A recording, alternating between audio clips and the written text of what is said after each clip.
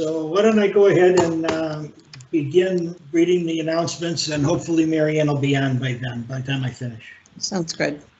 Okay.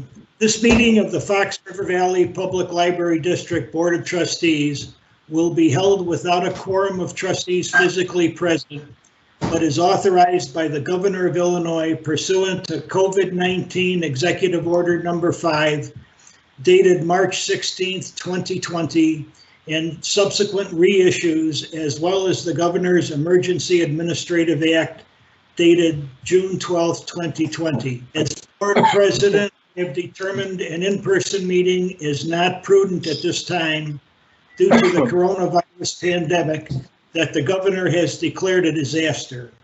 I have also determined that it is not feasible due to the disaster and the disaster declaration to have a library trustee, the library director, or the library's attorney present at the library. A verbatim recording of this meeting will be made available to the public. Second public notice. Due to the current public health concerns and extension of the governor's stay-at-home mandate by Executive Order 2020-33 and subsequent reissues, this meeting is being conducted electronically. Anyone wishing to observe and/or comment must email at the library board at Fox River Valley Public Library District.info no later than 12 p.m. on Tuesday, May 18th, and will receive online access to the meeting.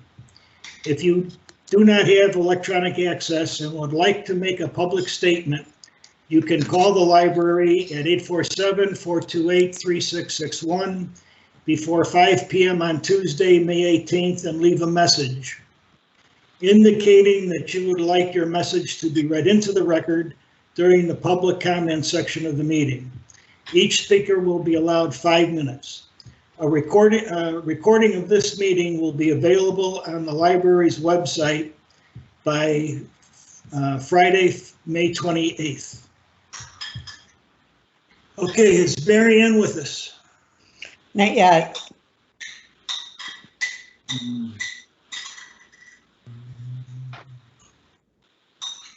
As soon as she comes on, we'll immediately go into the oath of office phase.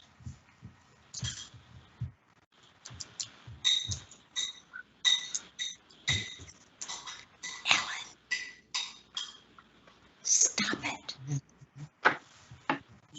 Yes. Yes.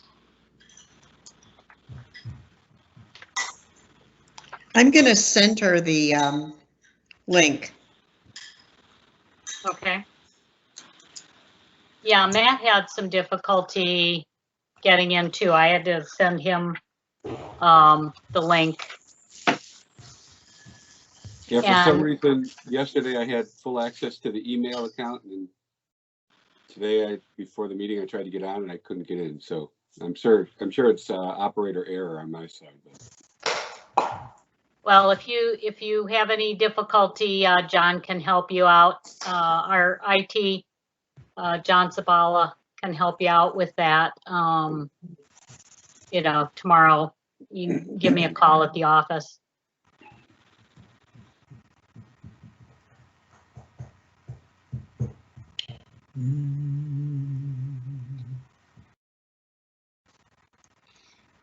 I'm going to call her again. Yeah, she may be having some difficulty getting on.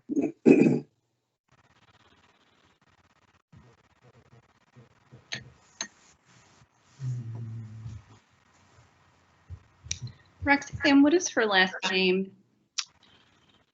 Della Maria. Della, yeah. Della Maria. Della Maria, yeah. All one word. Got it.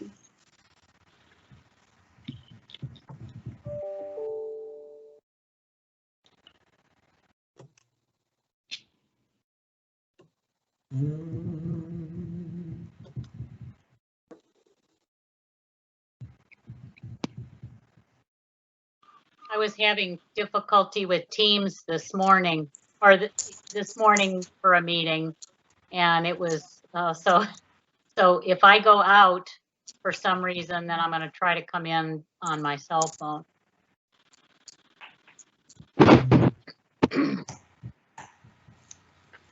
It can always be an issue in these electronic meetings. It can. Something goes, yeah. That's So- one argument for getting to in-person meetings as soon as we can. Yeah.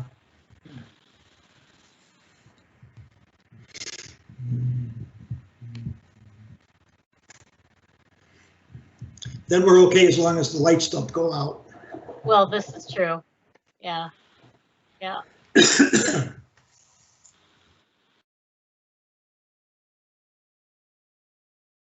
We've had pretty good luck so far. Yeah, yeah. And the good news is it's raining outside. That's right. And that's good news because, Because it's so darn dry outside that we need the rain. okay, Is it not dry where you live, Roxanne? not that I had noticed, but I haven't been out checking. Okay. Mary Ann is having trouble getting in. I sent her the link again through email, and I sent it to her home email. Okay, She said she's having phone problems as well. So I'm not sure where we go from there. okay.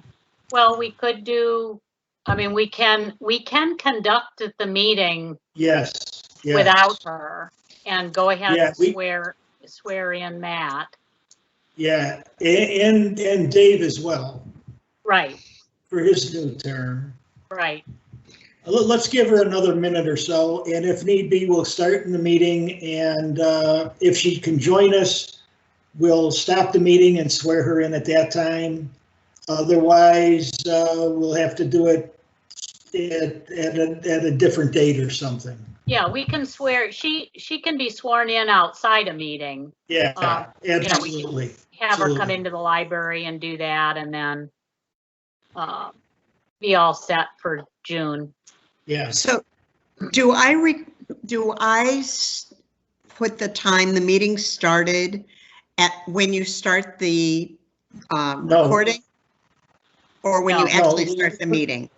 Let's put it once I call the meeting to order after the After the oath of oath. office. Okay, Yeah, and I'll read off of my clock what time I have, and let's use okay, perfect. that. She said if she couldn't get in, she'd call me back.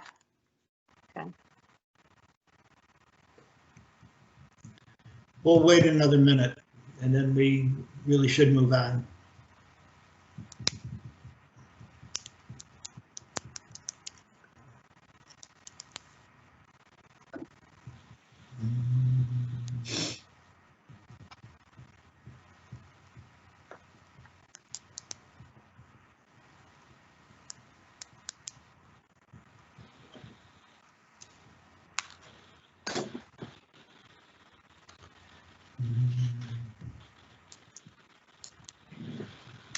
Well, I've got 10 after 7. We might as well proceed with the meeting. We have enough trustees to have a quorum. So, Jason, would you now please administer the oath of office to Matt and to Dave, please? Okay. We will be taking the oath of office in unison. So I ask that the two of you, Dave and Matt, raise your right hands and prepare to repeat after me. When I say I, you will say I followed by your name. Okay? So we will begin now. I, I, Matthew Goike,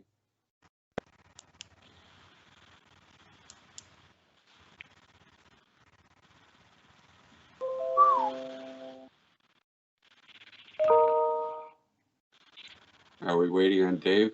we are. Yeah, Dave, you must respond. Dave, can you hear us? No, I can now. you were frozen on my screen for about 30 seconds there. So No worries, we just started. should, can I, am I supposed to say yes or here or what?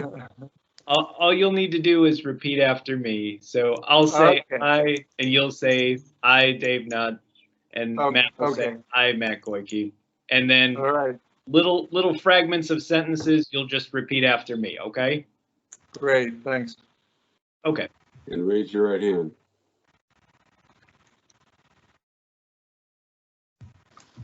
I, Hello, Hi. I'm Matthew Goike. I finally Oh. got in. All right, Okay. let's try it again. Okay. Well, let's stop right there. We just got, Mary Ann just entered. I've been having trouble with my phone, I'm sorry. It's okay. You're right. We're just getting into the swearing in. So your arrival was very timely. Okay, Okay. Marion, I just need you to raise your right hand, okay? okay, And you're gonna do this in unison with Dave and Matt. So Okay. when I say I, you say I, Marianne Della Maria, and then just continue repeating after me, okay? okay. Okay.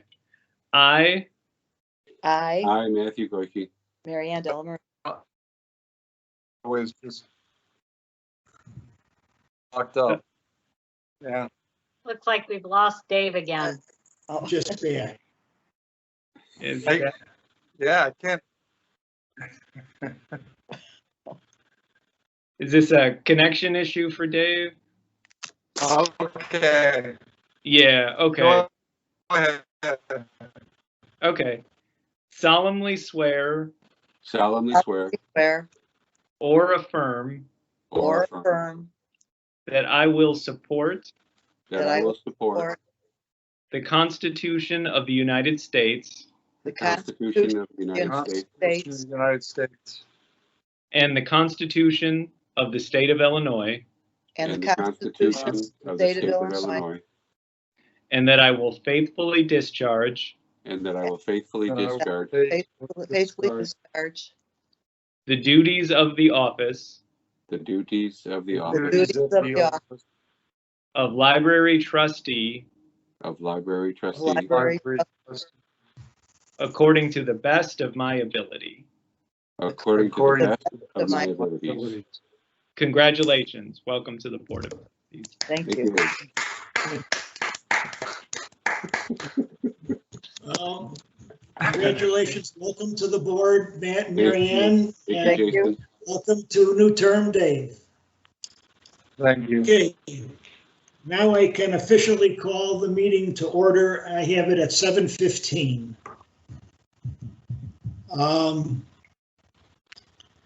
The first order of business, since this is our organizational meeting, the first order of business is a nomination and election of a president pro tem. May I have a nomination from the floor, please, for president pro tem?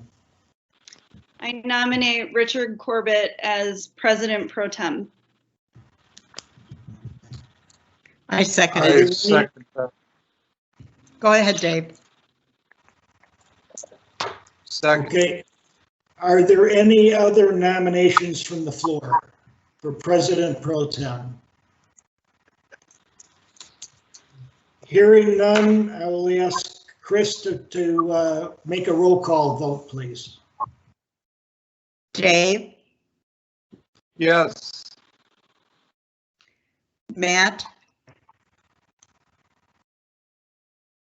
Matt? Yes, yes, Mary Ann? Yes, Chris, yes. Christina? Yes. Richard? Yes.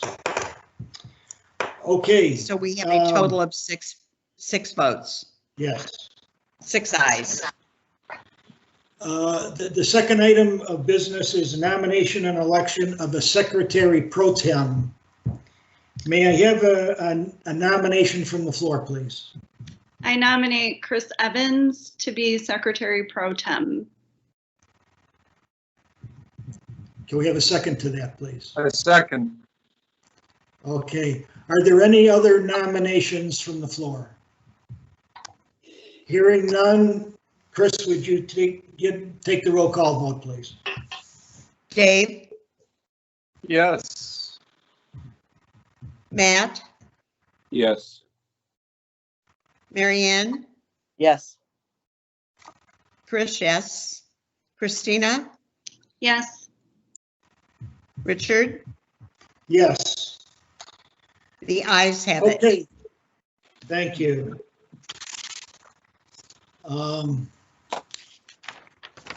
We'll now have the Pledge of Allegiance. Do we have our flag to put up?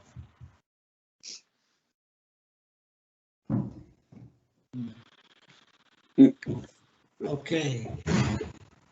I pledge allegiance to the flag of the United States of America and to the republic for which it stands, one nation, under God, indivisible, With With liberty and justice for all. for all. Thank you. Okay, now that we have the president and the secretary pro tem, we can proceed with the official roll call for the beginning of the meeting. Chris, can we have roll call, please? Yes, Dave, Here. Matt, Here. Marianne, Here. Chris here, Christina, Here. Richard. Here. Okay. The next item of business is the election of officers. As you know, when we form a new board, we have we elect new officers to serve for the 2 years that board is in place. So at last month's meeting, we had appointed Christina and Chris to put together a slate of candidates and present it to the board at tonight's meeting. Do we have such a slate developed, please? Yes, we do. Our official slate is for president, Richard Corbett, for vice president, Christina Weber, for treasurer, Dave Nutt, and for secretary, yours truly, Chris Evans. Okay, so that's the slate proposed by our nominating team. Before I call for a motion to approve the slate of candidates, I would like to ask, are there any other candidates as nominations from the floor? Okay, hearing none, I'll entertain a motion to accept the slate of officer candidates as proposed by Chris. May I have such a motion? So moved. Second. Who Okay, seconded, who was Dave? the- Dave. Dave seconded. Who made the initial motion? Christina. It was me. Christine. Okay. Okay, may we have a roll call vote on the officers, please?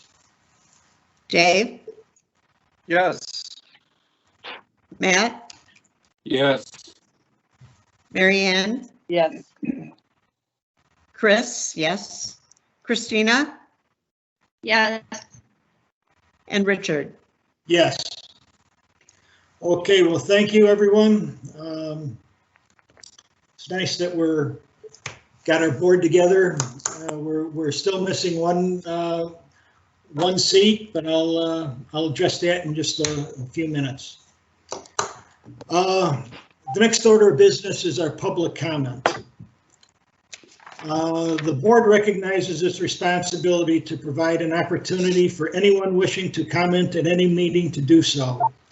Due to current public health concerns, the May 18th, 2021 meeting will be conducted electronically. Any person viewing the meeting online and or wishing to comment will be accommodated in accordance with the public notice detailed above.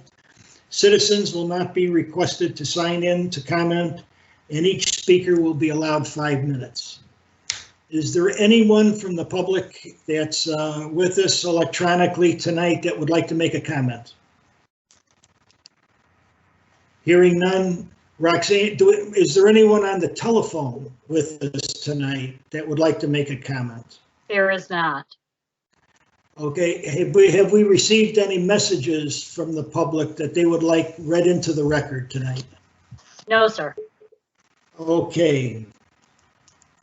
So then we'll move on then to the president's report. First of all, welcome Marianne and Matt officially to the board. It's good. It seems like it's a long time since the election before we can actually have you join the board, but it's done finally. And also Dave, congratulations on being reelected. That's good. Okay, in the packets, you'll notice there was the budget and levy calendar for the coming fiscal year. For the new board members, this is just a listing of the timelines that we have to observe as we move through our budgeting and our levy process. We'll be able to go into more of that during the trustee orientation. That'll be arranged as soon as we can. But anyway, that's just a guideline of the dates that we have to meet.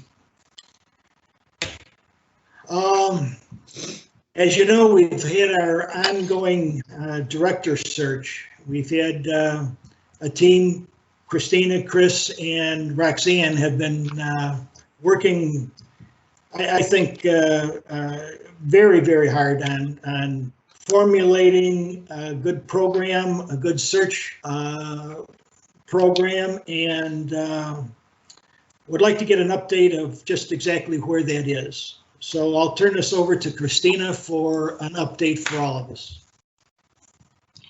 Sure thing.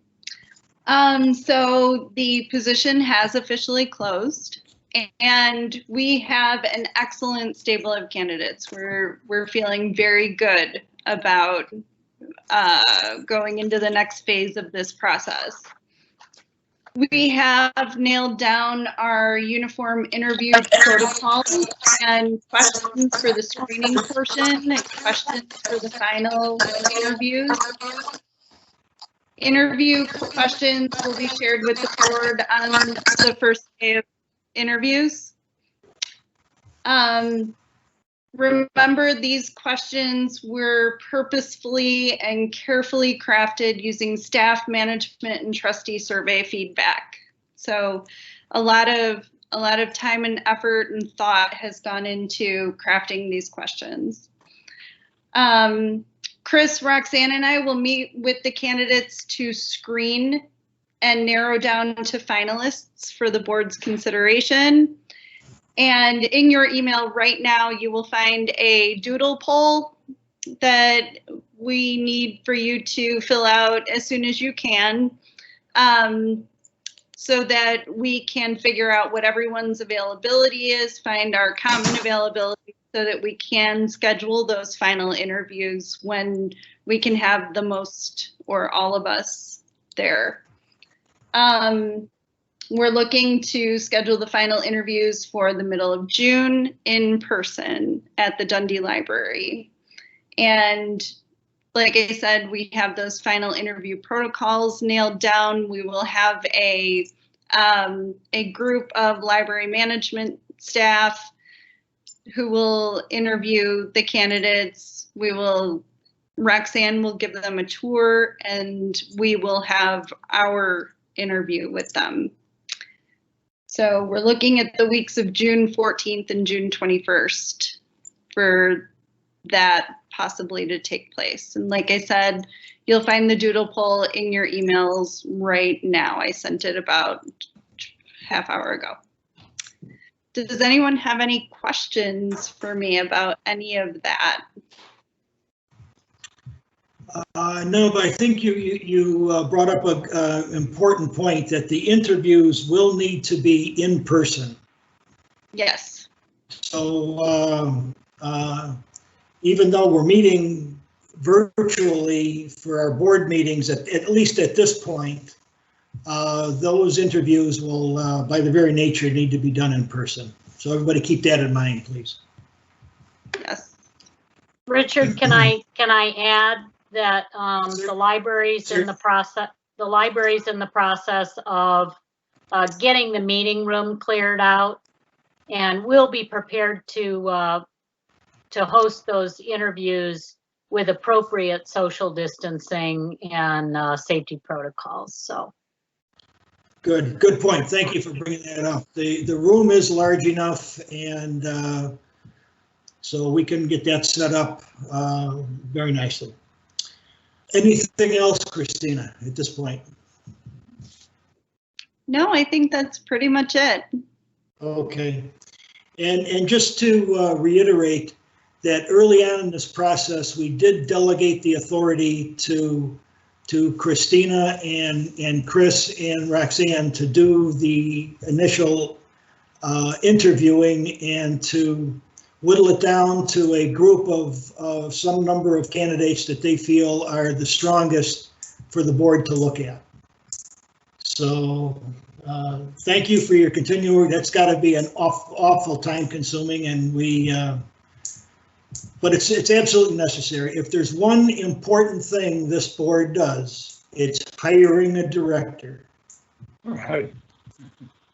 So thank you very much, and we'll look forward to hearing more about it. Excuse me, Christina, you said that Doodle Poll was already sent via email? Yes. Okay. Yep, so you just click on the link and it's pretty easy, just entering your name and then click the check boxes for all of the times that you're available. Okay. And then submit it, and then we'll be able to see when everyone's available. Good. Okay. For Marianne and Matt, it's been our practice going forward that we assign liaison, make liaison assignments to trustees. Now, the purpose of the liaison is to work kind of a go-between the board and staff if there's changes to specific areas. And what I'm thinking is for Marianne, I'd like you to become take on the position of liaison for policy and bylaws. Now, what that means is if there are any revisions to the bylaws or policy changes that are proposed, that the library, the staff would vet those through you first before they're brought to the entire board. So you can kind of make sure the language is understandable and the rationale for the changes make sense before they come to the board. Okay. For vote. And any help that you need, of course, Heather and Roxanne are right there to help you. It might sound a little daunting, but it's really, first of all, we don't have that many changes. But when we do, we just like to make sure they're vetted before they come to the board. Matt, I'd like you to take on the role of facilities liaison.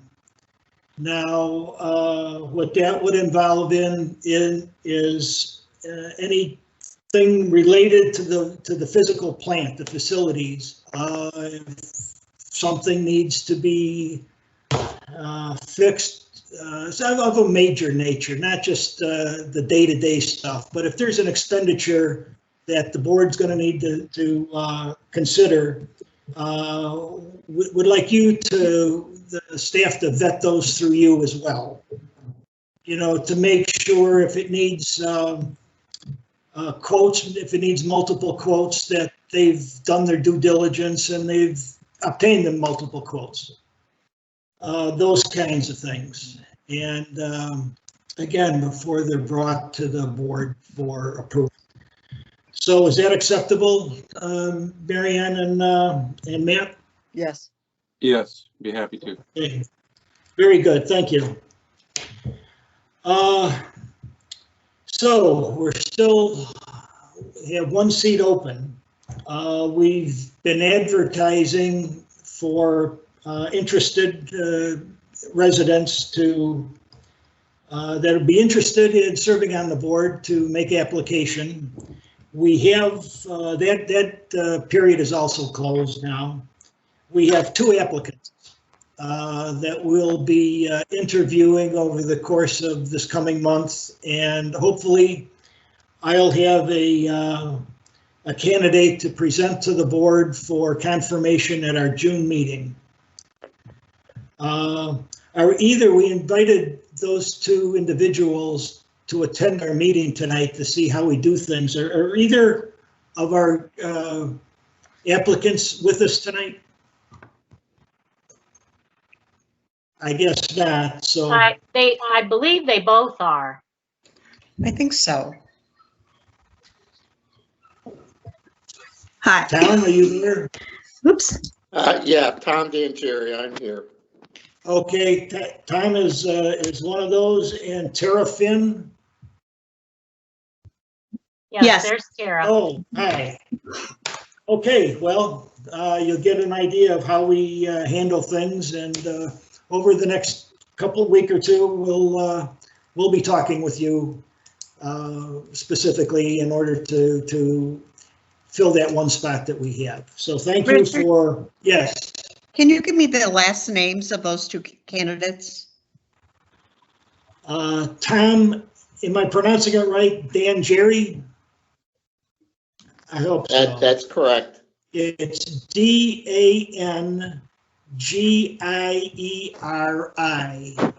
Correct. Okay. And Tara Finn, Finn. Yes. Thank you. Okay, well, thank you, and we'll go on from that basis.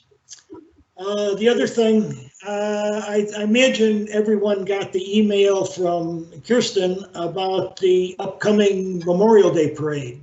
Yes. And if any trustees are interested in marching in the parade, please let Kirsten know, and we'll get everybody set up. I've marched in some of the St. Patrick's Day parades, and it really is a lot of fun. And it's amazing the reaction when the library marches down the street, the rounds of applause that we get. It's incredible. And the question I've got for the staff, are we going to have our world famous car drill team? No drill team this year, huh? No drill team this year. Oh, okay. It's still a fun event, even without it, but it's amazing to see that drill team. It really is. Kirsten has some additional things planned, so. Okay. I'm sure she does. We'll be promoting summer reading in addition to honoring our veterans. Okay, good. The last thing I've got is over the past couple of weeks, I polled the trustees in order to get a sense of the board about returning to in-person meetings. You know, we're still, as we stand tonight, we're still authorized to meet virtually, but I just wanted to get a feeling from the board where they thought, what their thoughts are about meeting in person. And quite frankly, the results are split. Some wanting to come back, some saying let's just wait just a little bit longer. So as it stands right now, we'll continue.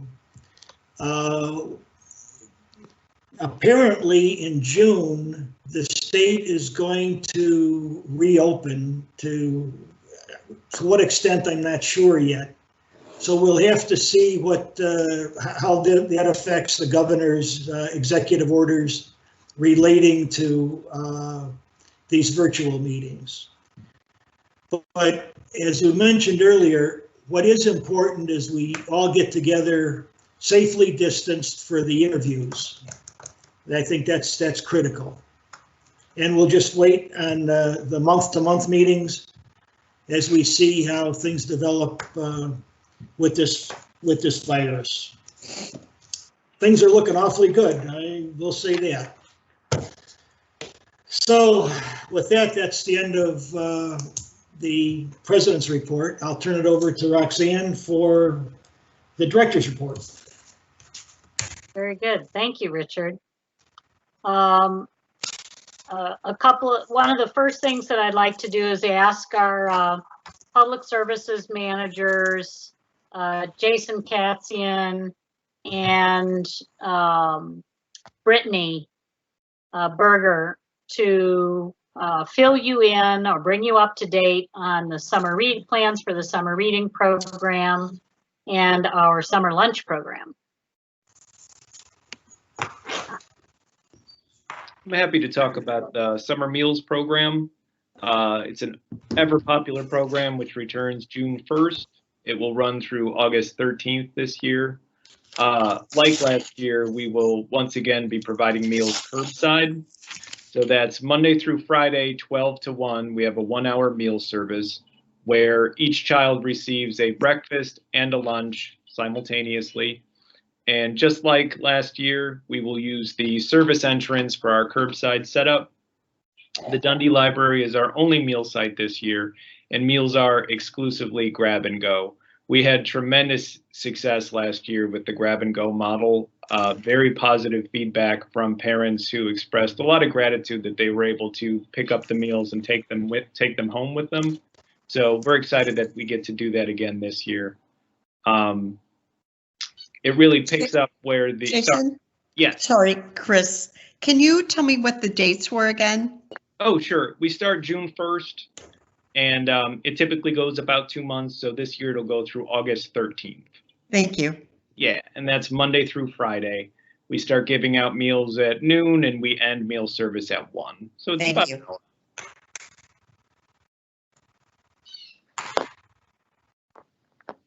Thank you, Jason. Sure. Great. Hi, everyone. I'm happy to give you an overview of the Summer Reading Challenge this year.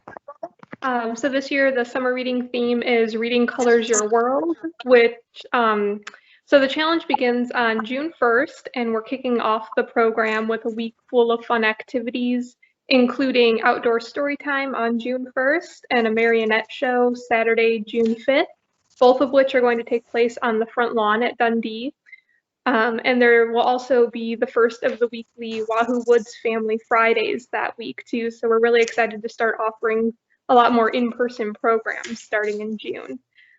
Teens and adults can also join in on a couple of fun virtual programs that week, including a very interesting looking colorful cocktails program on June 2nd. And this year's Summer Reading Challenge is going to use more of a hybrid model of online and in-person options. Since last year, we purchased a 2-year contract for use of the popular reading challenge app called Beanstack. We will be using that same online platform again this year, but patrons have the option to register themselves and their families via the app, or they are welcome to visit us and register at any public service desk at Dundee and Randall Oaks, where staff can also provide them with a paper log that they can use to track their reading progress. And so use of Beanstack this year is not required now that we're also providing optional paper logs. And there are 4 age categories again, pre-readers, youth, teen, and adults. The pre-readers and youth must read a total of 14 hours to claim their finisher prize, and teens and adults must read 20 hours. Finisher prizes this year will, as always, include a free book. And since activity badges were very popular in previous years, we've brought them back again. as an optional enhancement to the reading requirements. So patrons can choose to complete a variety of fun activities for the chance to win raffle prizes. And then the summer reading challenge is going to end on July 31st this year. Okay. Any questions? Oh, I have one. Is the app active? Can people register right now? Is it turned on so that people can actually access it and register? I don't believe it is turned on just yet. After we do the presentation for staff at the all-staff meeting on Friday, it'll probably go live pretty soon after that. Okay. Okay. Very good. And I know that's our newsletter, our summer newsletter is going to be hitting the hitting mailboxes and things fairly soon thereafter as well. So patrons will be getting the summer newsletter that'll have all of the activities and things that they can sign up for. So, very good. Thank you, Brittany. We met, the management team met this afternoon, and based on updated guidance from the CDC that came out last week, and Governor Pritzker who issued an executive order yesterday, basically aligning Illinois guidelines with the CDC guidelines. We've decided to follow that as well. We have been aligning our requirements with them, and in that, they're saying that individuals who are fully vaccinated are no longer required to wear a mask or practice social distancing, except in settings like public transit, healthcare, and schools. So because of this, it really becomes almost impossible to require patrons who visit the library to wear masks inside the library. So we're not going to be asking people their vaccination status. That's intrusive of their privacy. It puts staff at in a very uncomfortable position that we really have no business being in. So any patron who doesn't have a mask on will be assumed to have been vaccinated. As a courtesy to visitors, staff are going to continue to wear masks in all of the public areas of the library, because we know that there are members of the public who are just simply uncomfortable. Now, we recognize that staff wearing masks, while some patrons may not be wearing masks, may still give patrons who are anxious about folks without masks some concern, but we can't really, we don't really have a way to address that. And I think just acknowledging that people's comfort level is a little bit, varies from person to person, and reiterating the CDC guidance about the science, recent science, and encouraging patrons to respect each other's individual choices, and wear a mask if they feel safer, even if they've been vaccinated. Anyone can continue to wear a mask. Staff will be allowed to unmask in the staff areas as long as they are fully vaccinated. If they so choose. We've certainly heard from, we have staff who are more comfortable continuing to wear a mask. So, we think we'll see a mix of that, but we won't be mandating that staff wear masks in staff-only areas of the building.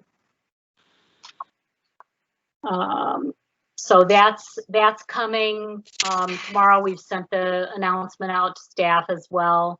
We're going to be working on signage for the front of the building, asking anyone who is unvaccinated to wear a mask inside the building. And we'll also be doing some public education and posting. There's a really nice graphic that the CDC put out that has, it encourages people to think about their safety level. And it has what the things that vaccinated people can do safely without a mask. And then the list of things that folks that have not yet been vaccinated or choose not to be vaccinated, what things are safe, what things are less safe, and what activities should they absolutely continue to wear a mask. And hopefully people will take self-responsibility and follow those guidelines. So any questions about that from the board? I think it's a good common sense approach. I really think it's a good common sense approach to this idea of mask, no mask, vaccinations. There's still a lot of confusion out there in the public. And so I think you're going about it the right way. Any comments from anyone else? Okay. Very good. Next, any questions about the written department head reports or the dashboard? For new trustees, we do this every month. The dashboard's an interactive thing on our website, on the library's website, and you can click through and see all kinds of financial information and kind of drill down to the extent that you're interested in doing that. It's it's been a big part of our transparency initiatives here at the library, and we're pretty proud of that dashboard. As always, I'm willing to entertain any questions about the dashboard or department head reports, and managers are available to answer any questions you may have at this time. I would just like to say that you guys never, ever fail to impress me when I read through your reports. It's amazing, and I especially want to thank you for always considering our Hispanic community, because you always recognize them, and that's kind of a passion of mine. And I love the financial literacy activity with the piggy bank. I thought that was wonderful. The adult activities are great. And I just want to say, John, you went to that meeting for tech, and we could get that machine that will track those maskless patrons. That sounded pretty cool. Yeah. But I just want to thank you guys. I talked to friends whose libraries just haven't kept up with the time and haven't provided and haven't done all that you have done. And you guys have made it work through the pandemic and through these difficult times. And I am so proud to be a part of this library. Very good. Well, thank you, Chris. So we're starting to have, we've always had a huge space problem, but it seems like the space problem is really starting to affect our collection now, huh? Yes. That really concerned me. Like, when you're starting to see it in these department reports so starkly, yeah, that's hugely concerning. So I think that's definitely something that we need to think about as a board, just the fact that the collection is starting to feel the effects of some of our space problems. I don't know, that just really stood out to me this month, more so than usual. And then, how did you guys make sourdough bread without like weeks of working on sourdough starter? Well, we shared the starter with them as like a craft pickup, you know, not unlike the craft stuff. So we gave them a lot of preparatory notes on what they could do in advance of the live meeting. And most of them followed the directions pretty closely because they had some pretty delicious looking bread. I didn't get to sample it, unfortunately, but they sent some cool pictures. Cool. Fun. That looked like a lot of fun. I was sorry I missed that. I couldn't participate, but it looked wonderful. That's great. Yeah, we do see some real creativity in our programming. Our staff is just amazing that way. So, all right. Next, we're going to move on to the working budget presentation from Heather. Buckle your seatbelt. Good evening, everyone. I'm hoping technology is on my side. But if you notice slides not advancing or anything, definitely let me know. Additionally, this is a PowerPoint presentation. And when I present in PowerPoint in Teams, I can only see one of you at a time. So if you have a question during my presentation, just shout it out. Okay, now bring up the presentation and hopefully everything will go as planned. It looks good on my end. Does it look good on your guys' end? Yep. Okay. From here. Good. Okay. So this is my first year assembling the budget and doing this presentation. So please bear with me and ask questions throughout the process. For the past several months, the management team has been assembling a working budget. We've already received notice from the county as to the exact amount of property taxes we will receive this summer and fall. On the expense side, yeah. It didn't advance. That wasn't technology, that was me. Thank you. Okay. All right. On the expense side, we do a zero-based budget. We plan what we'll need in the coming year and collect estimates for these items. Predict what we'll want to spend on materials based on what's circulating now and anticipate staffing needs in conjunction with the salary scale already approved by the board. We put these figures together to come up with an estimate of the allocation of funds for the next fiscal year. This is the draft working budget. You will not be voting on this draft tonight. It's presented for your discussion and input, which we will incorporate into a working budget, which will be subject to board vote at the next board meeting, the June meeting. Then when the board meets in July, you'll be approving the tentative B&A, budget and appropriation. The B&A takes the working budget and adds some money to it to come up with a maximum amount that can be spent within our broad categories: personnel, materials, operations, maintenance, utility, and capital expense.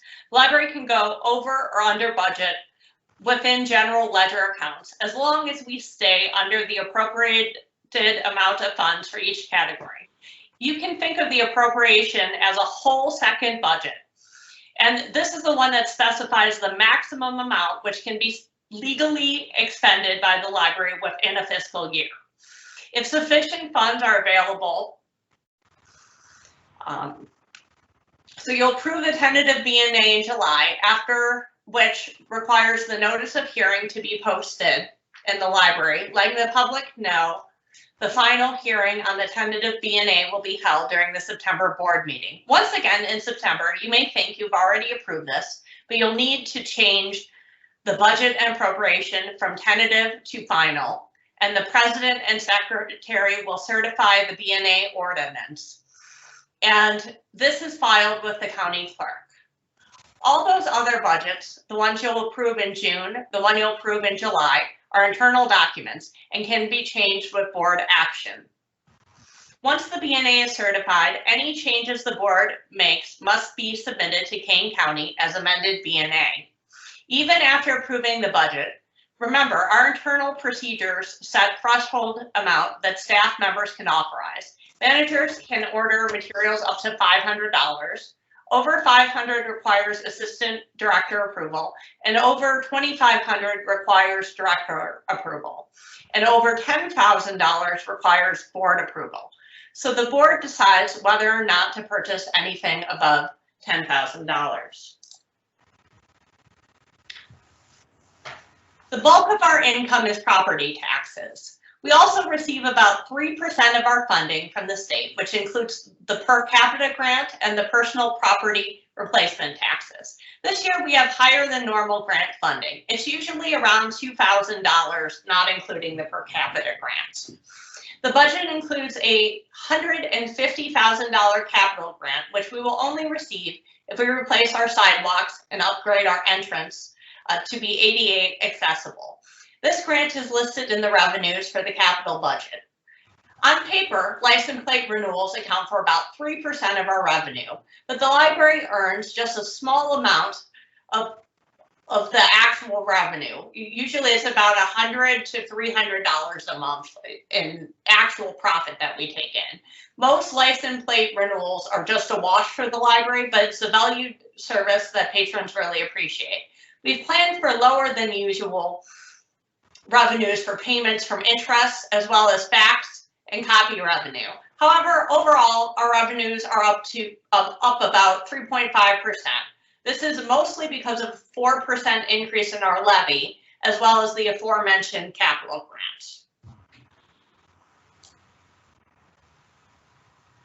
Throughout the COVID-19 pandemic, our patrons have been allowed to print up to 20 pages per day for free. If we continue this complimentary service, it will have a significant impact on our copy and printing revenue. Whether or not we continue to provide complimentary prints is a big decision for our library going forward as we return to the new normal. This year, I did the budget format differently from previous years. This is because we have many capital projects included in the budget that would require using money from our capital reserves. We'll talk about the capital projects later on. However, the costs to running the library day to day have remained relatively stable. So I've separated the operating budget from the capital projects budget. When we are looking at the operating budget, we're talking about these daily operational costs. The operational budget includes money from the General 10 Fund, as well as the Working Cash 80 Fund, and the Donation Gift 90 Fund. The latter, Donations Fund, is considered and audited as part of our general fund. The Donation Fund includes interest on investments, largely funded by two very large donations that the library has received, the Pamela Thompson estate and the Elaine and Bert Tietgen estate. Any large requests and donations that are given to the library are added to this fund. So here I highlighted the four biggest expenses to our operating budget.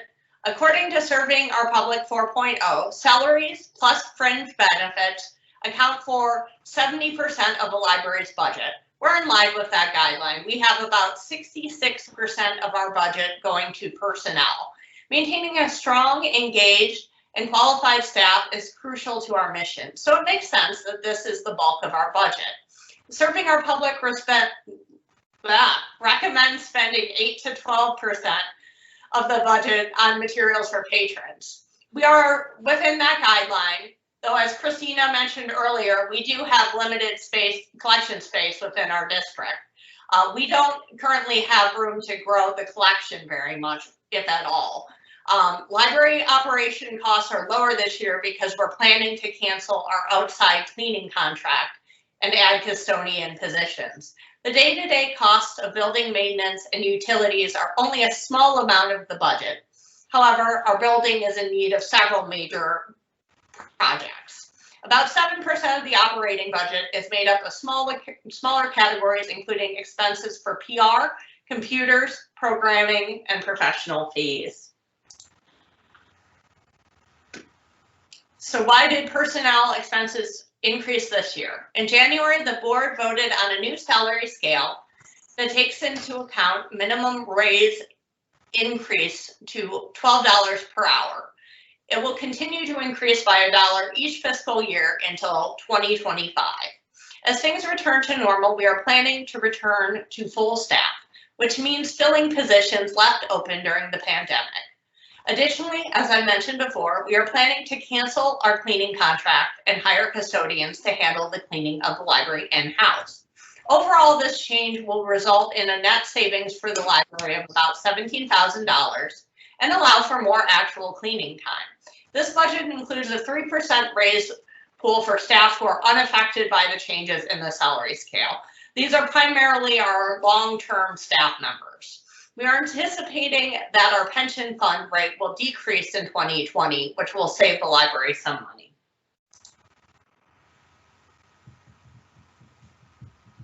One larger ticket item included in the budget this year is the CCS app. John wrote about the CCS app in his April department report, and the board seemed interested. So he went ahead and got a quote from CCS. It is an expensive undertaking. It's about it is a $9,500 annual cost. We included this item in the budget in case the board is interested in moving forward with this project. Can we stop for a minute here and see if anybody has any questions about the general operating? Sure. The stuff that Heather's gone through already? Yeah, I have a question on the custodial. What is it that made us want to go back to our own in-house custodian? It's a combination of, the overall cost for it is for out-of-house cleaning, it's $45,000. And we found out that they're only cleaning about an hour per night. So it just seemed more economical to try and bring it back in-house with part-time employees. Okay. It will also give us a little coverage in the evening. We're planning on scheduling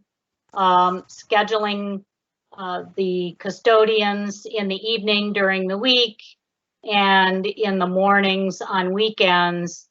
And we haven't had anybody in the evening during the week other than our frontline staff to do things like deal with messes in the bathroom when we're open. And that kind of thing tends to happen not on a real regular basis, but often enough that it is, a challenge. And it's really nice to have someone available to deal with that, and also an extra set of eyes for security for those last few hours of the evening. I will say too, like from a people perspective, to have our own custodial staff rather than contracting out. So I'm happy to hear that we're doing that. And once again, how much is the savings projected? $17,000. That's good. And this will be staffed with people that are already on board, or? No, they're new hires. New hires. We have, okay. Yeah, we've actually begun interviewing already. And we're really happy with the first applicant that we interviewed. I don't know, have you had 2 interviews yet, Heather, or just 1? We've had 2. Okay, and we are looking at 2 16-hour positions, so they're not full-time. They're both part-time, and then they would alternate. And that's just for the Dundee location? No, they would do both. They would do both, okay.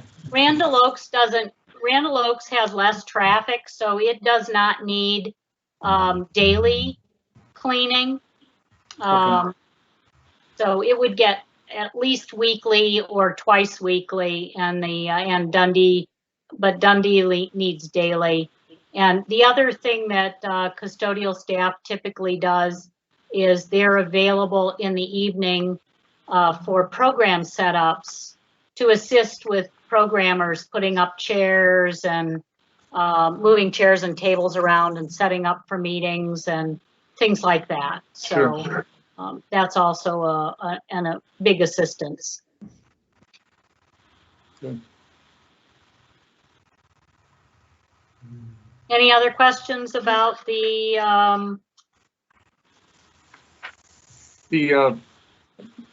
question of the investment in the app? Is that a separate discussion? No, that's an item that will come before the board to approve because the first year is over $10,000. Okay.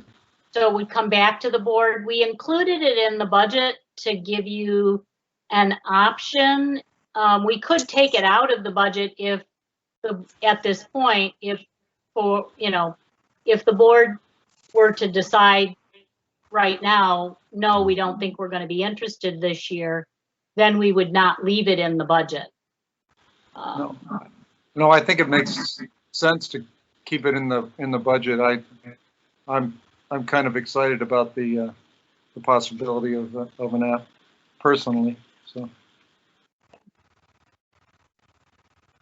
Very good. Any feedback about the the 3% raise pool? Does that seem reasonable?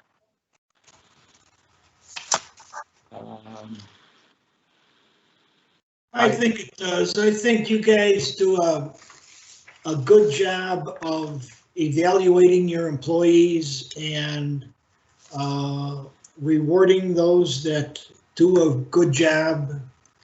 And I think the controls are very good, and I think it's reasonable myself. Yeah, that doesn't mean everybody's getting a 3% raise. Right. What? Right. Roxanne, what might the range of raises be? I mean, I guess starting from 0 up to yeah. To how much? Yeah, it really. I'm reluctant to lay the range out at this point because there are some folks who are going to see a large increase because of adjustments to the salary scale. Okay. Yeah. So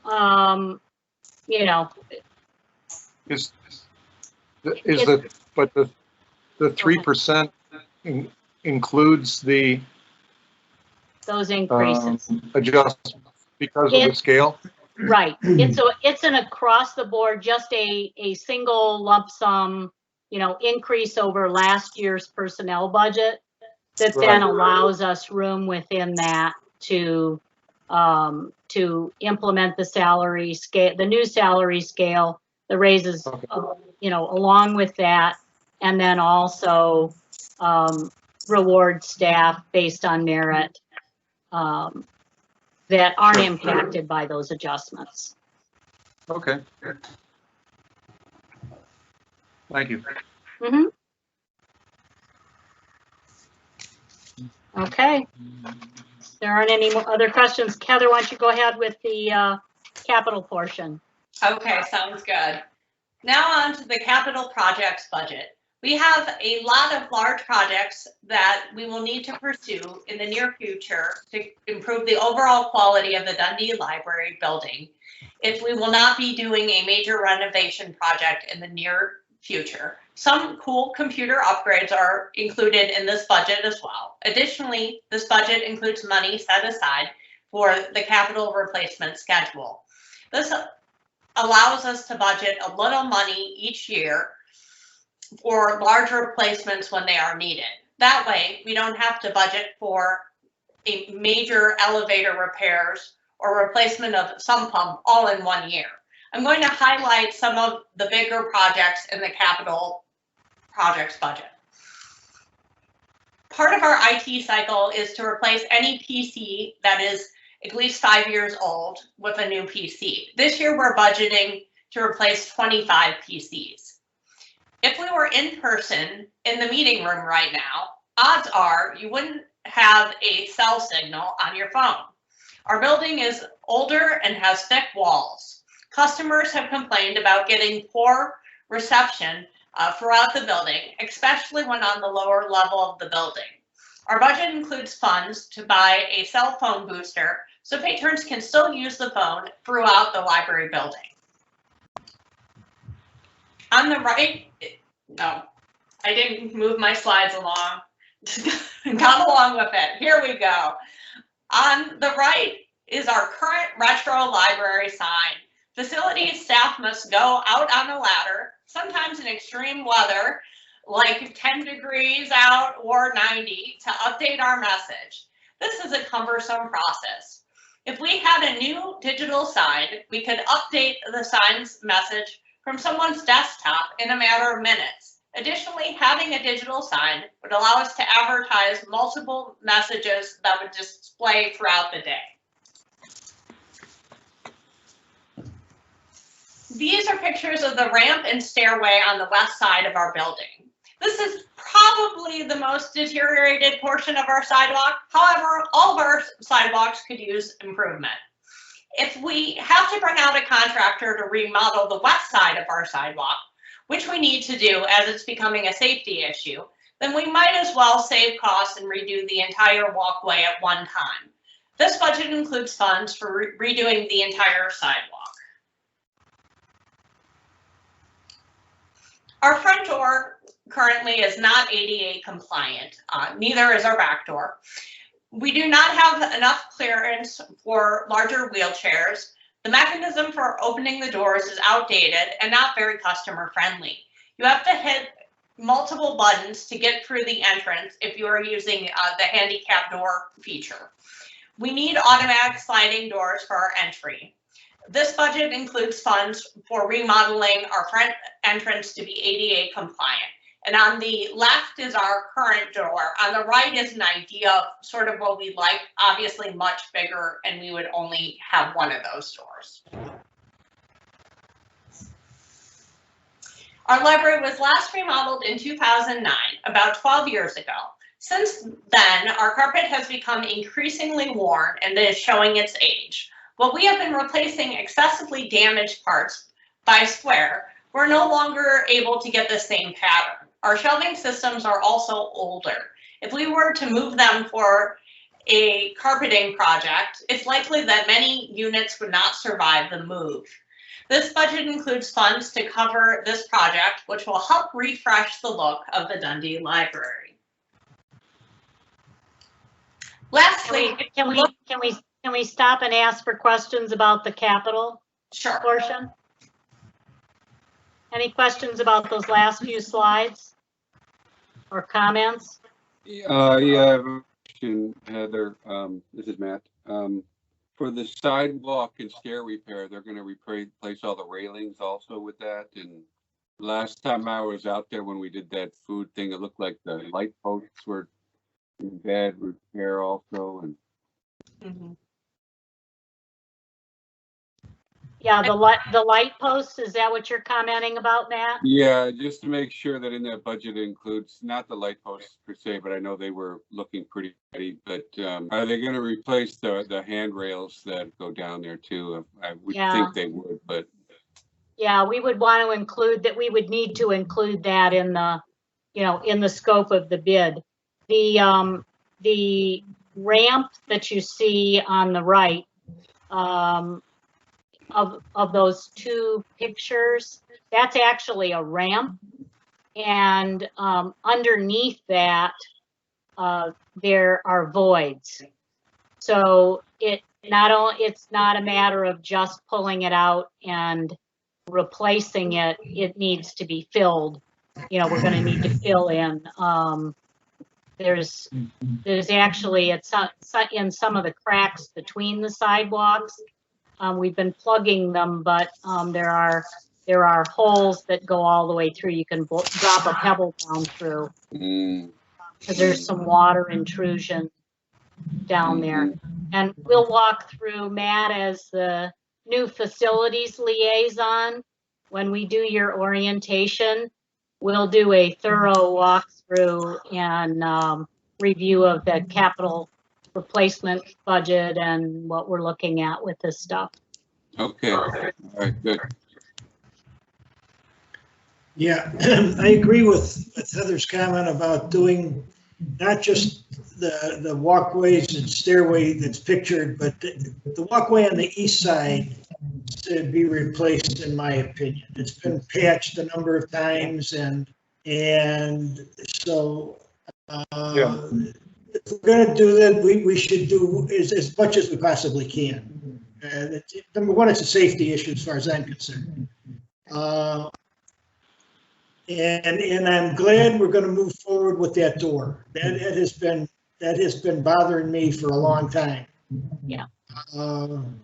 People have to be able to come in and out of that building. If they have disabilities, that should not be a barrier to entering our building at all. Correct. Yeah. The other thing I would like some thought given, from my perspective, to a capital project is getting more light in that parking lot.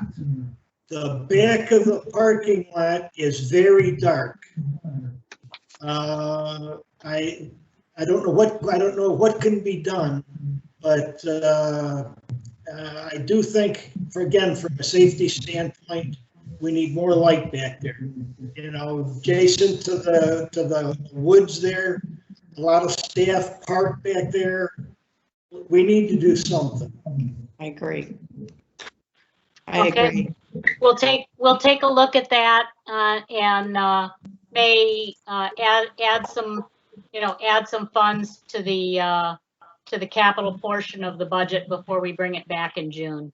And Please. certainly we'll make sure to include enough in the appropriations budget so that we have options. Good. And I was really happy to see the electronic sign in this budget, because we have so many programs.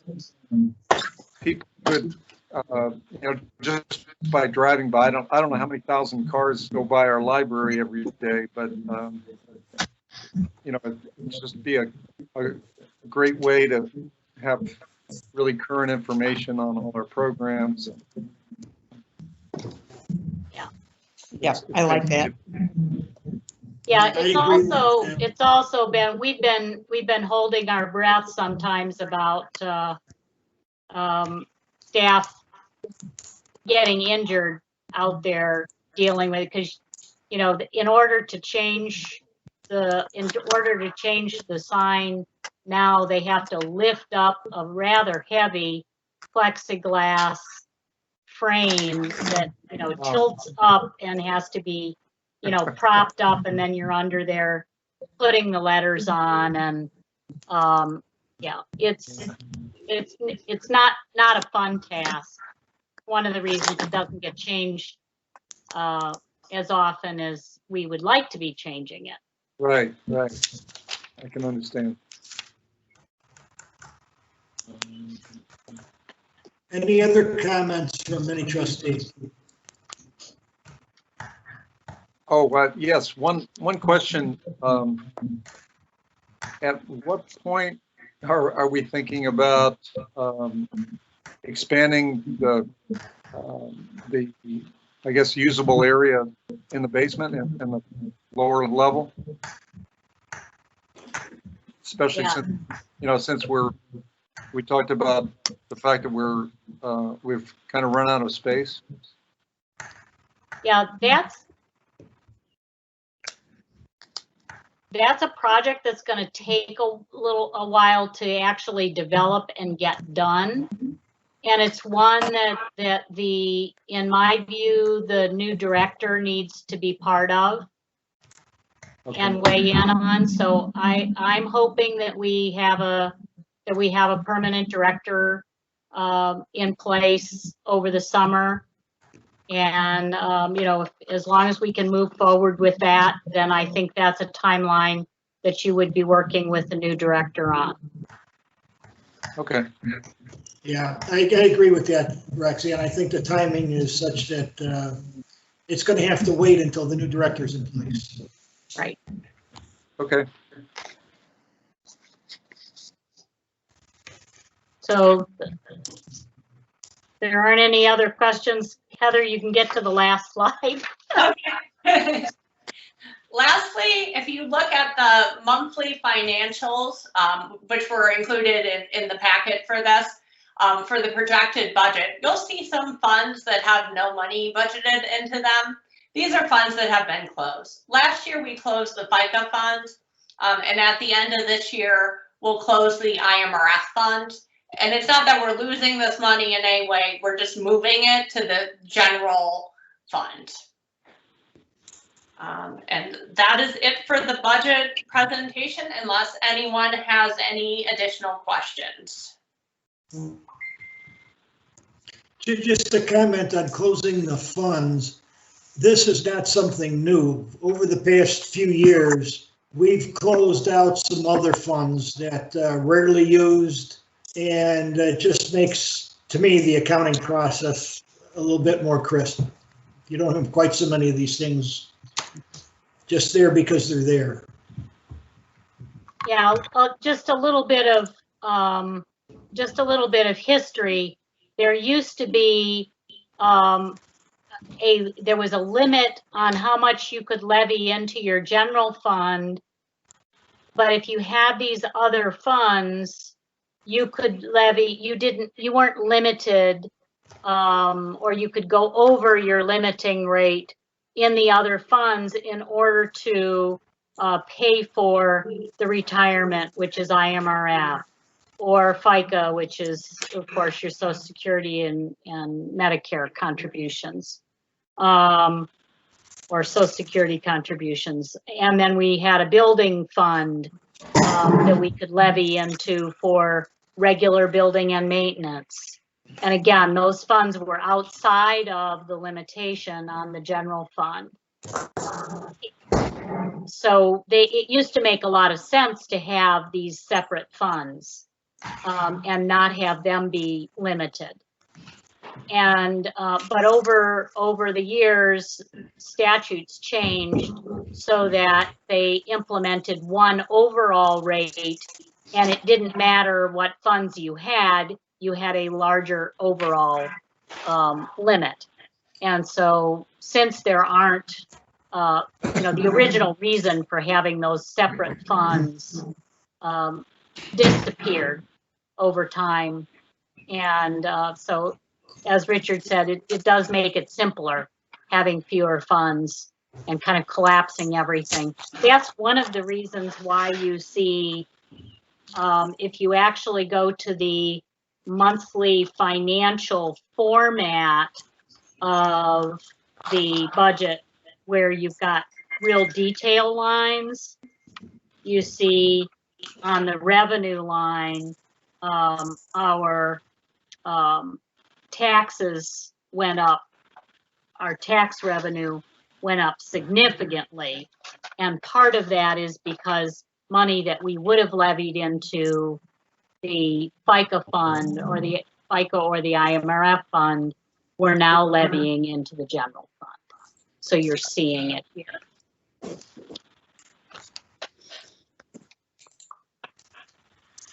Any questions about that? Or further general questions about Heather's presentation? Thank you, Heather. That was very comprehensive. It was very good. Thank you. And I really understood it. I'm not good with numbers. Awesome. Well, that's what we were trying to do, is make it simple, and Heather did a really nice job of reworking the budget presentation. Yeah. So kudos. Yeah, I thought the graphics were fabulous. Great. It put the numbers into perspective. And that's what I think this board needs to focus on, is keeping things in perspective and not get tied up in the nits and lice. Yeah. But Yes. yeah, so very good job, Heather. Thank you. Thank you, Heather. Thanks. Sure. So then the next, she's got she's gonna do a consent agenda presentation.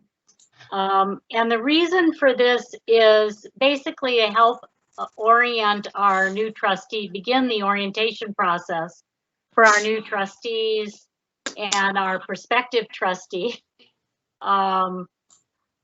about the contents of the consent agenda and what all of those things mean.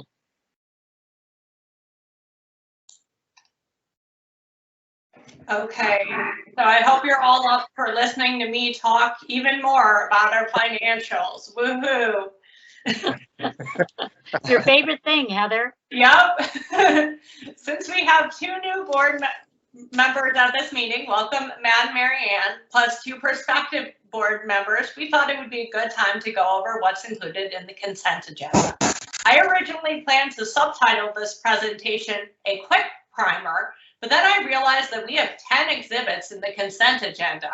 Wow, that's a lot of time that we're saving at regular board meetings.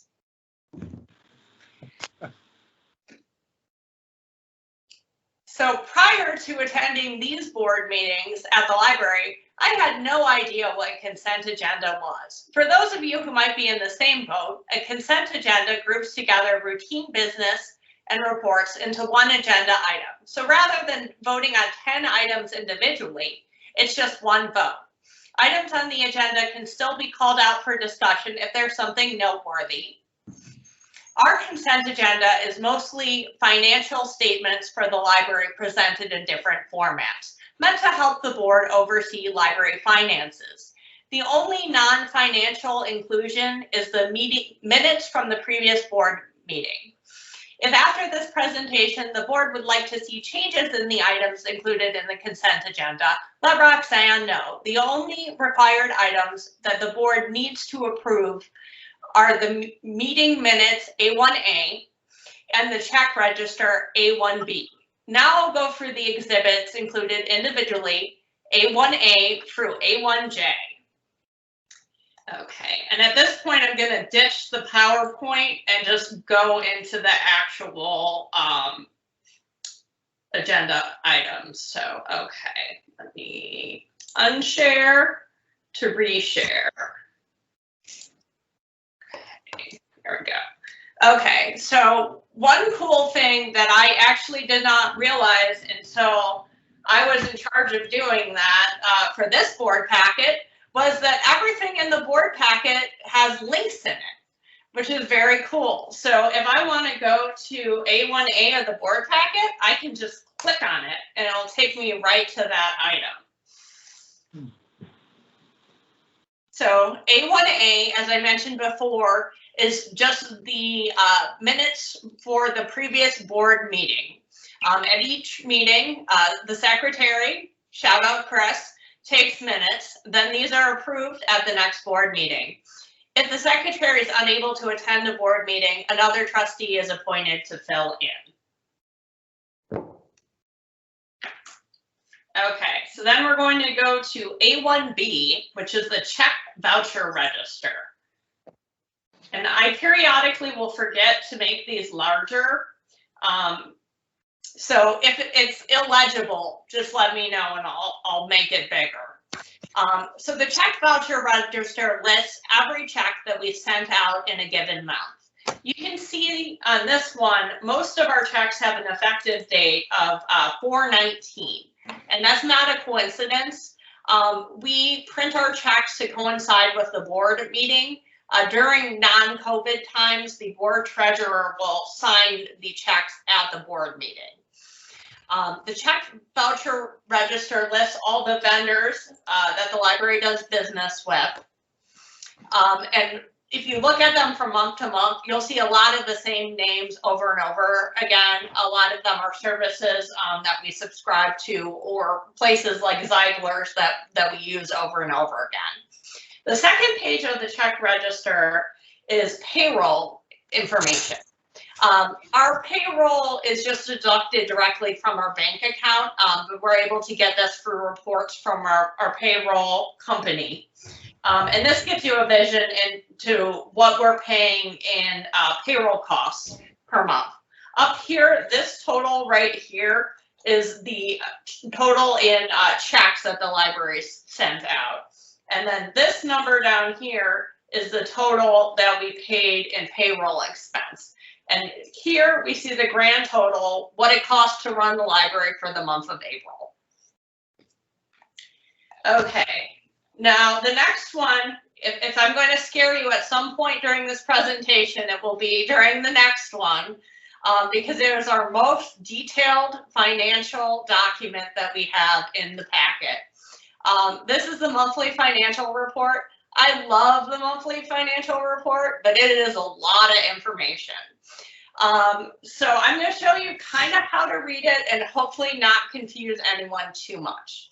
So at the top here, we have this number 10, and the number at the top represents the fund. And the fund is basically, it more dictates how we can spend the money rather than anything else. So everything that's in the corporate fund is pretty much, we can just go ahead and spend that as long as it's under $10,000. If we go up to a 70 fund, which is capital, that has to go to the board before we can spend it. So the 10 fund is just basically how we're able to pay for things. After that, we have functions, and functions are this thing right here where we see revenues. And functions are basically major parts of the budget.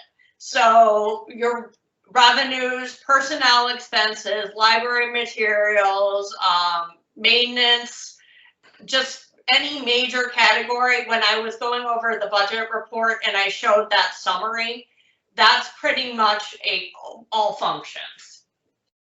Okay, now we get into the hairy parts, and I'm going to go to the material budget because this makes this the most clear. So we see up here that it's a 10 fund, so just out of our regular funds, and then the major budget category is a 20, which is library materials. Now we have 3 different locations that funds can be. There's district-wide, there's Dundee Library, and then there's Randall Oaks Library. And I think this is easiest to envision as a material. So district-wide stuff is stuff that can be used no matter what location you're in. So we're talking e-resources, we're talking materials to process books, we're talking, random stuff like we have online ordering fee, that's just a thing in there. So it's stuff that applies to the district as a whole. Now, physical items can't belong to the district as a whole because they have to live in a place. So we see, if we're going to look at the example of just adult fiction books at Dundee. So that would be a 10 for the fund, a 20 for the function, general overview, it's library material. It would be a 1 because it's at Dundee Library.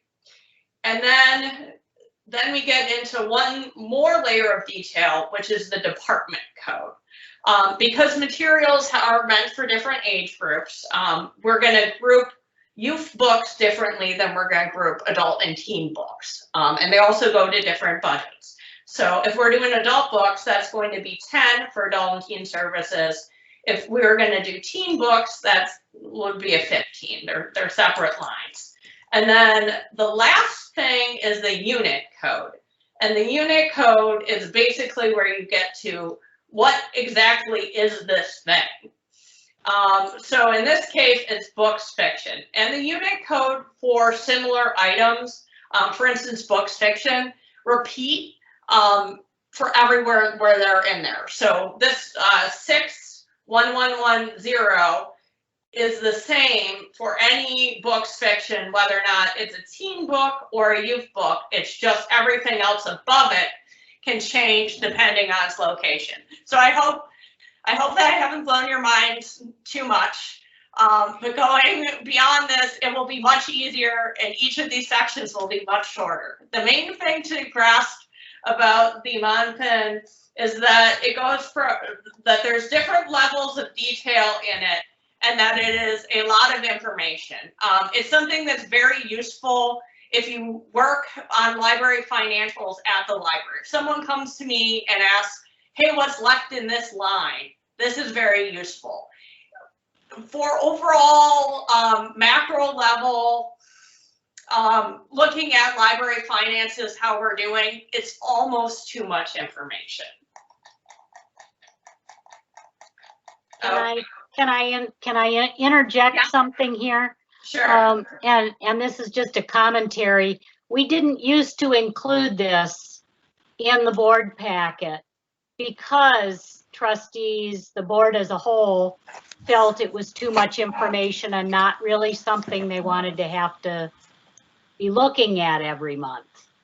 The detail information is available in our transparency portal for folks who want to drill down to that level. In the dashboard, actually. Heather uploads those every month. But we did have a period of time when, we had a board member that asked us to put it into the packet. That board member is no longer on the board. It is really up to, as Heather said, it's up to you as a board how much detail you want. If this is too much, it's not something you want, all you need to do is let me know or the next director, and we can remove it. It's a lot of pages. There. I don't see any reason to remove it. Very good. Okay. Go ahead, Heather. Okay, so now we're on to, I already forgot which number we're on, A1D. D. Okay, A1D is revenue summary, all funds combined, budget versus actual revenue. And yes, I know it sounds like I'm speaking a foreign language, but I will try to explain.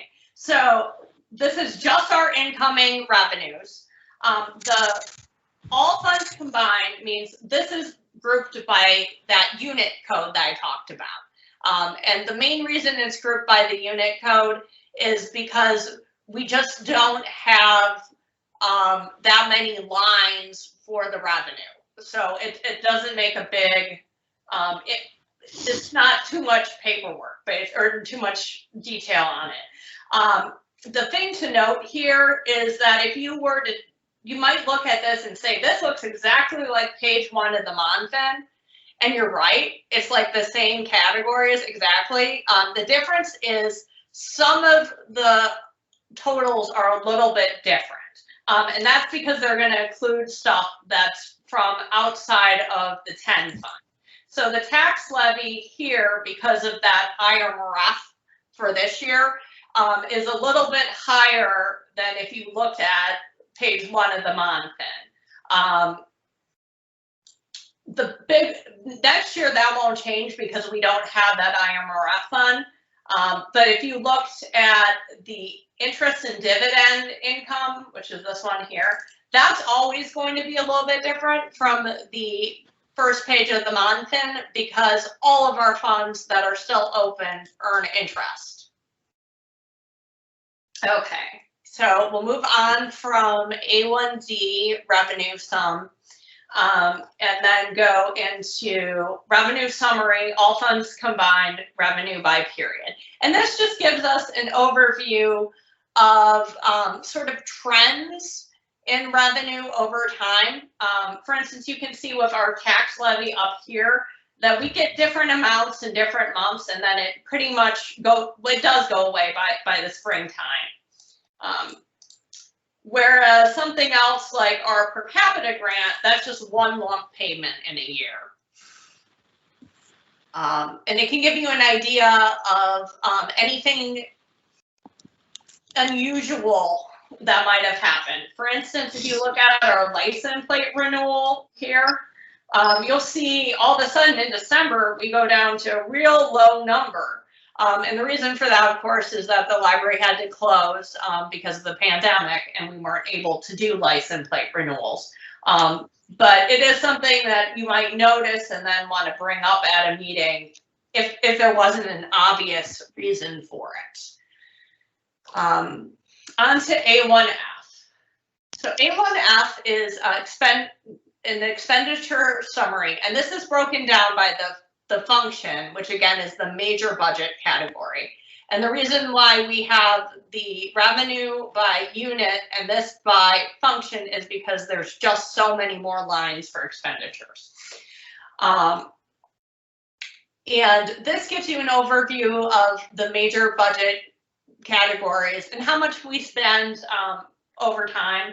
So it's just like the revenue one, it has month activity, year activity, percent used, what the total budget is, and then how much we have left. And this will give you a good financial snapshot of where we are at the moment. Scrolling down, this is the expenditure summary by location and this is A1G. And A1G is exactly the same information as A1F. It's just broken down by location. So you can see how much we spend in library materials at Dundee versus Randall Oaks and that sort of thing.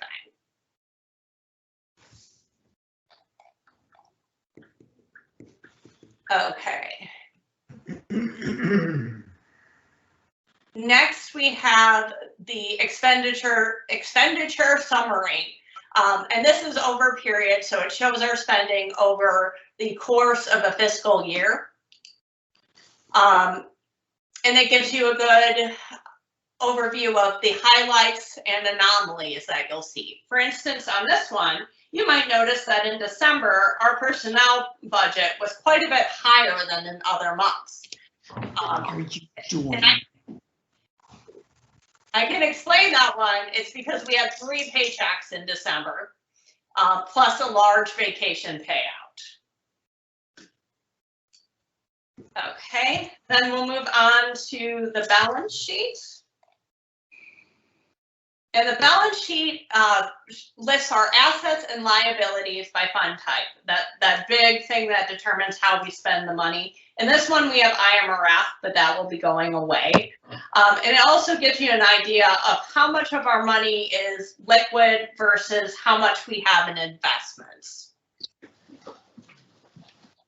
Okay, and lastly is our investment summary. And this shows the library's investment holdings. And this one is always just really, really tiny, so I'm going to make it a little bit bigger. You can see a description of the investment, the maturity date. Here you can see we have 2 that matured in April and 1 that will be maturing in May. So we'll have to decide what to do with that. The current face value, and then the market value. So this is the final item on the consent agenda, and I'm happy to answer any questions about what I've gone over. If you want to hear any more tonight. Otherwise, if you think of something later, please let Roxanne know and we'll go over in a future board meeting. Odds are you're not the only person to have that question. One thing to consider going forward is that, as Roxanne mentioned earlier, we are able to change the individual reports included in the consent agenda and the board packet as a whole. Only A1A and A1B are required for the board to vote on. The rest is optional and should only be included if they are useful for financial oversight by the board. We've customized the reports included based on feedback from prior board members and are happy to change things going forward if requested. And this is definitely something we could revisit later on when the new board members are more settled in. Yeah, Heather, I have a question. Yeah. A1F, A1G, A1H, they all essentially say the same thing, just look, the information is the same, looked at 3 different ways. So A1F and A1G are basically the same. The last one is, yeah, it's the same thing, but it's overtime. That's correct. So I'm wondering if A1H wouldn't be the kind of overall period to period looking for anomalies or extraordinary things. If that wouldn't be really what the board should focus on. You know, it just seems to me there's an awful lot of numbers that kind of discourage someone from really taking a good long look at this thing. And if we can provide the oversight that we need to use in a single report rather than three of them, I think we do ourselves a favor. And I'd like to get some views of some of the other trustees. Are we given, is this just too much information, or is it enough? Is it right? I think it's a little too much. It just makes me want to skip some stuff to get to the core of it. Yeah. Yeah. I mean, I'd be happy to maybe with another trustee to sit down with her and or Roxanne to see how we could pare this down to something that we're really looking at, you know. I have to say Christina, you that had made a comment earlier about leaving things alone. What was your thinking along that line? I was talking about the other report. I think if we're seeing redundancies in the reporting, it's not necessary to keep everything. Sure. Okay. I So, have to say that this is the first time I've totally understood it, and I've been on the board now for a while, and I tend to agree with that. Thank you, Heather. It really makes sense to me now, but I think we could possibly pare it down as well. I'm glad it made sense. Pardon So all these reports, they're available on the dashboard, right, electronically? Not in this format, but the information is available in the dashboard. They're not available in this format on the website. So I couldn't pull up the budget by location and the budget by period separately, or no? I think it would be hard to do using the dashboard. It's more meant drilling down like our spending. It's more meant for the month-end type stuff. Right, drilling down at the monthly financial level. Okay. Yeah, it doesn't give you any of the summary kind of information other than in graphs. But Okay. But if someone really wanted to dig into the numbers, the board packets are posted on the website. Correct. And we could, we could also add the monthly financial as just something that we have on the website and have it called out that way. As opposed to part of the board packet. Let's see, I was just gonna look and see what's actually on there.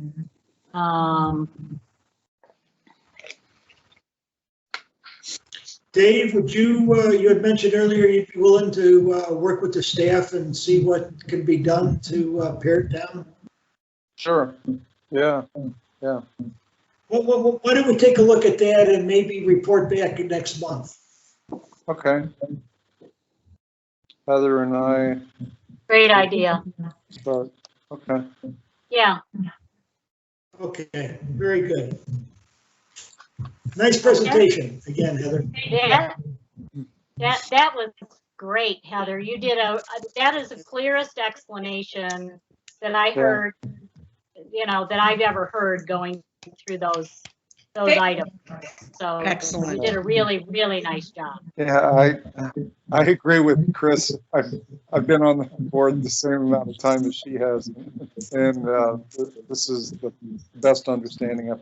I am having internet problems tonight, so I didn't get all of it. But, anyway, thanks a lot. Thank you. That's all I have under the director's report. So I would say you're ready to move on to the consent agenda. Back to you, Richard. Okay, good segue into the consent agenda. So before I ask for a motion to approve the consent agenda, are there any items on the consent agenda that any trustee would like withheld for separate consideration? Hearing none, then I'd like to entertain a motion to approve items A1A through A1J on the consent agenda. May I have such motion, please? I'll make that motion. Chris made the motion. Second, please. Second it. Who was the Is that Mary Ann? Yeah. Mary Ann? Okay. With consent agenda, there's no discussion. So can we go to an immediate roll call vote, please? Dave? Yes. Matt? Yes. Mary Ann? Yes. Chris, yes. Christina? Yes. Richard? Yes. The ayes have it. Okay, thank you. Moving on to unfinished business. The item is director search travel budget. May I have a motion to approve the travel budget for the Dundee director search in an amount not to exceed $3,000 with a per candidate limit of $1,000. May I have such a motion, please? So moved. Second, please. I'll second it. Okay, go. Chris? Mary Ann, fine. Okay. New members, good. Okay. So we have a motion and a second on the floor, so we can now begin our discussion. This has to do, of course, with the director search, and I think I'll turn it back over to Christina to kind of explain what the thinking is here and go from there. We have a few candidates that are not local. We have out-of-state candidates that we're planning on taking to the screening process in the coming weeks. So depending on who we end up bringing forward as finalists for the board, we may have candidates from out of town that we would need to bring forward to the board. So we would like to be able to reimburse anyone who needs to travel from out of town for airfare, lodging, meals not to exceed $1,000 per candidate. And we have that money in the budget. Roxanne can explain that a little better than I can because of how little travel we've done over, or the library's done over the past year. So this would actually be a really easy thing for us to do. Yeah, we would just move the money from one line to another within operating. We'd move it out of the travel reimbursement money, which is money that's earmarked for staff travel to meetings, etc. And we would move that into the board line so that we could track those expenditures as board expenditures. Any comments from any trustees? Well, I say I like the controls that you've put on this.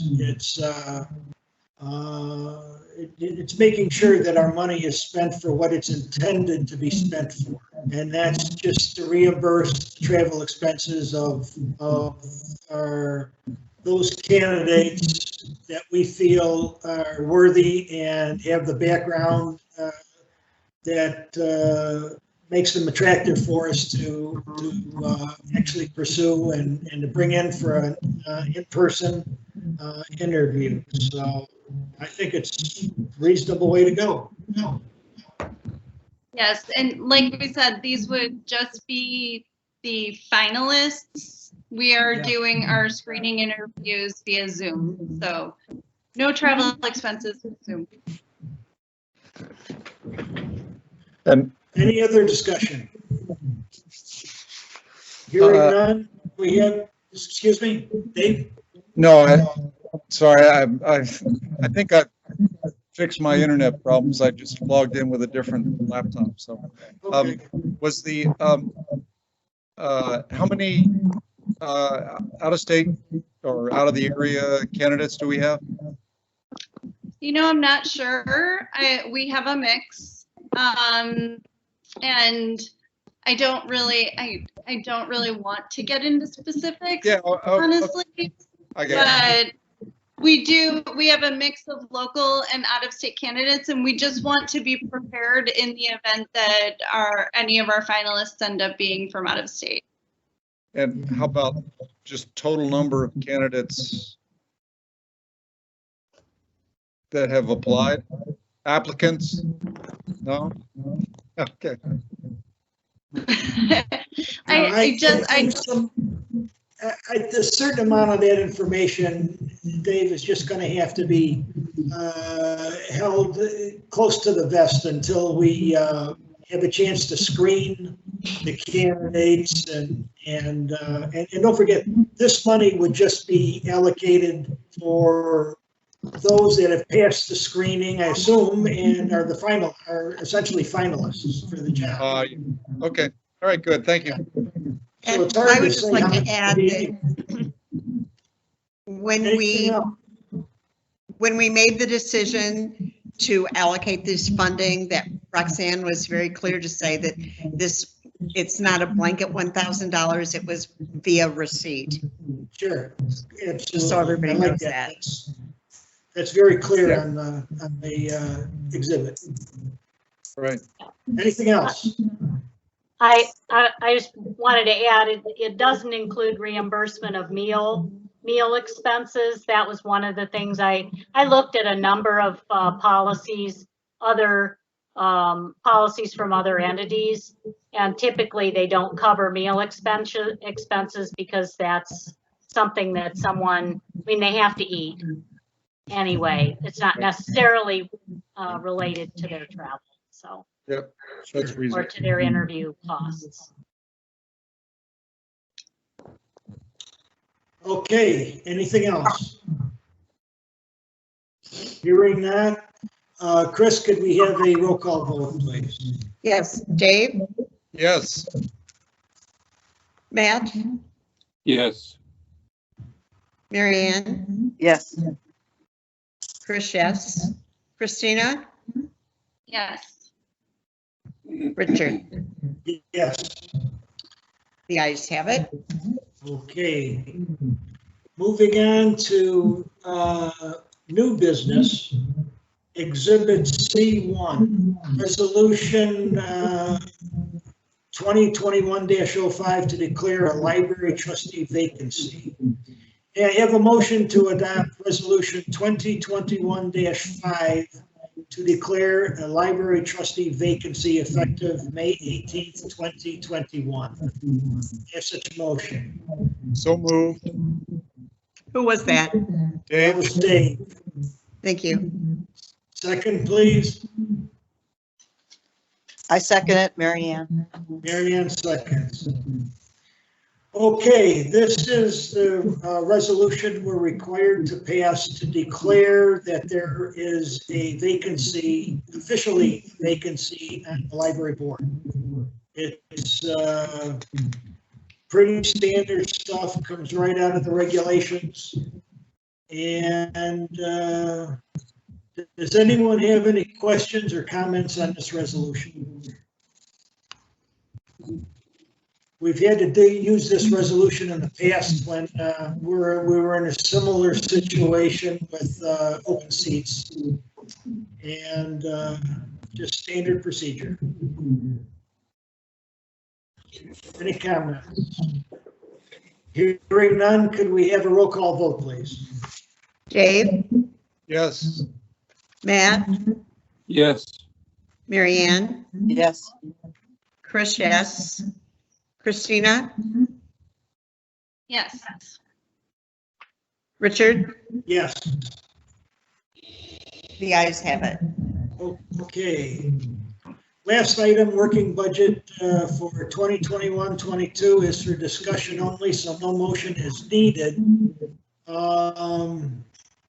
We've heard the others' presentation. Anyone have any comments about that have not been covered previously? I just want to thank Heather again for the great financial presentations this evening. That was wonderful. Yes, I second that. I third it. There you go. You can't third it.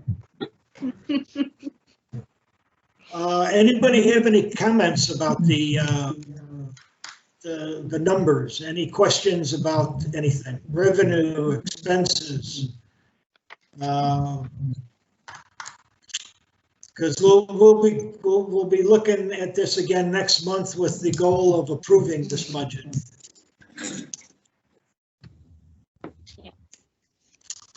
We've Okay. heard your feedback so far, and we'll incorporate what we did here. Okay, very good. Well, no action is needed on that exhibit. We do not plan an executive session tonight, so that pretty much concludes our business for tonight. Before we go, I'd like to thank, let me get my notes here. Yeah, here we go.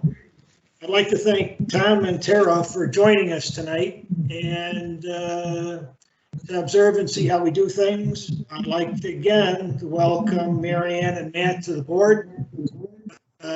Dave back onto the board for second term. And we'll look forward to do this again next month. Anybody have any final comments before we sign off? Okay, with that, I will entertain a motion to adjourn. Move May I have such a motion? we adjourn. Dave? Second. Christina Who seconded.